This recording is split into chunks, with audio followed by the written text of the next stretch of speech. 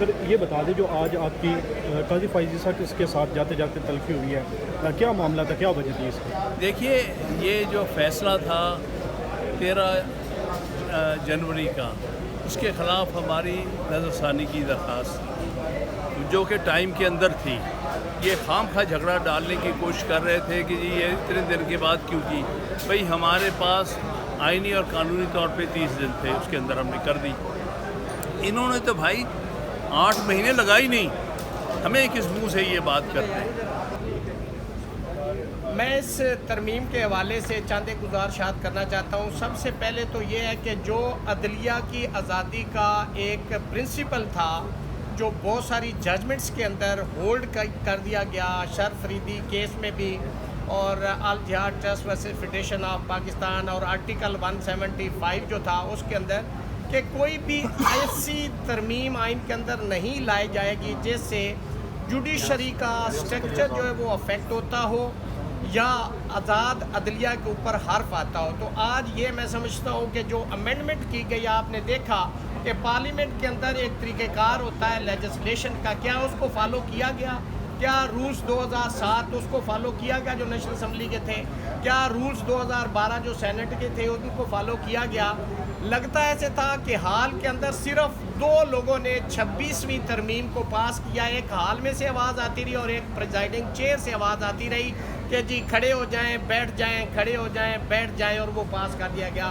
کسی سینیٹر کو، کسی ممبر نیشنل اسمبلی کو اللہ نے یہ توفیق نہیں دی کہ وہ کھڑے ہو کے یہ بات کر سکے کہ میری اس کے اوپر یہ آؤٹ پٹ ہے، میرا یہ ڈس ایگریمنٹ ہے. چونکہ قانون کے اندر تو یہ لکھا ہوا ہے کہ آپ اپنی آؤٹ پٹ دیں گے اور دونوں ہاؤسز کے اندر کسی آپ اس کو ڈیموکریسی کہتے ہیں، یہ ڈیموکریسی نہیں ہے جہاں پہ اگر 4 لوگوں نے یا 3 لوگوں نے پولیٹیکل پارٹیز کے ہیڈ نے اس کو منظوری دینی تھی تو یہ گورنمنٹ ایکسچیکر کے اوپر پوری پارلیمنٹ جو ہے یہ ایک بوجھ ہے. آپ نے کیا آؤٹ پٹ دی؟ آپ نے عدلیہ کے اوپر حملہ کیا، آپ نے آزادی عدلیہ پہ حملہ کیا، آپ نے آئین اور قانون کی دھجیاں بکھیر دی. آج آپ کو انٹرنیشنل اقوام دیکھ رہی ہیں کہ آپ کس طریقے سے لیجسلیشن کر رہے ہیں. اس طرح تو جنرل لیجسلیشن بھی نہیں ہوتی. جس طرح آپ نے کانسٹیٹیوشن کو چینج کر دیا ہے، کانسٹیٹیوشن کو دریافت برد کرنے کی کوشش کی ہے. آزاد عدلیہ پہ دیر از نو کمپرومائز ایٹ آل. واضح پیغام ہے بالکل، جیسے سب نے کہا. اور میں تمام پولیٹیکل ایفیلیشن سے بالا تر ہو کے میں ذاتی طور پہ یہ بات کروں گا کہ میرا کسی پولیٹیکل پارٹی سے تعلق نہیں ہے. میری پولیٹیکل پارٹی کالا کوٹ ہے اور کالا کوٹ انشاءاللہ آزاد عدلیہ کے لیے جان بھی قربان کرے گا. ہم نے پہلے بھی لاٹھیاں کھائی ہیں، آنسو گیس کھائے ہیں، پرچے برداشت کیے ہیں، اب بھی کسی قربانی سے دریغ نہیں کریں گے. لیکن ایک چیز اور بہت واضح، ہم عدلیہ کو بھی یہ پیغام دینا چاہتے ہیں اور حکومت کو بھی یہ پیغام دینا چاہتے ہیں کہ ہمیں نوکری پیشہ ججز نہیں چاہیے، ہمیں آزاد منش ججز چاہیے. آج آپ اگر ججز کو اپنا غلام بنانا چاہتے ہیں کہ جی جس نے چیف جسٹس بننا ہے اس کی ایویلیویشن جو ہے وہ پارلیمانی کمیٹی اس کی کرے گی، جوڈیشل کمیشن کرے گا جس کے اندر میجارٹی میں ایگزیکٹو کے لوگ بیٹھے ہیں. ہم نے تو اس سے 28 سال ہو کے جان چھڑوائی تھی کہ آزاد عدلیہ ہوگی، انتظامیہ الگ ہوگی.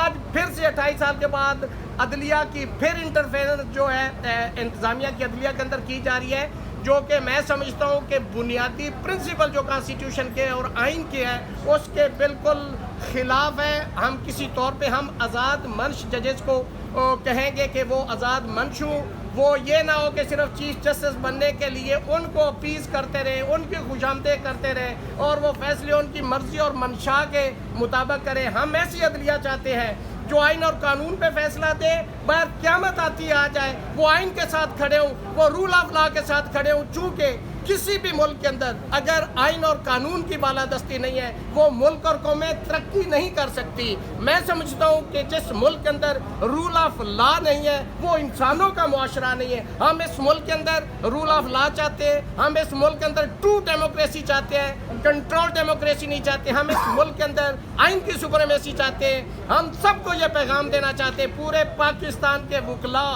ڈاکٹر، انجینئر، طلبہ، سول سوسائٹی کہ آپ نکلیں، آپ اس ملک کا تحفظ کریں، اس آئین کا تحفظ کریں، اس عدلیہ کا تحفظ کریں، اس کے ساتھ کھڑے ہوں، شانہ بشانہ کھڑے ہوں. اگر یہ آج عدلیہ بات جاتی ہے اور آئین اپنی اصل جگہ پہ جاتا ہے تبھی یہ ملک ترقی کر سکتا ہے، تبھی یہ قوم ترقی کر سکتی ہے، اور تبھی ہم یہ کہہ سکتے ہیں کہ ہم آزاد معاشرے میں رہ رہے ہیں. بہت شکریہ.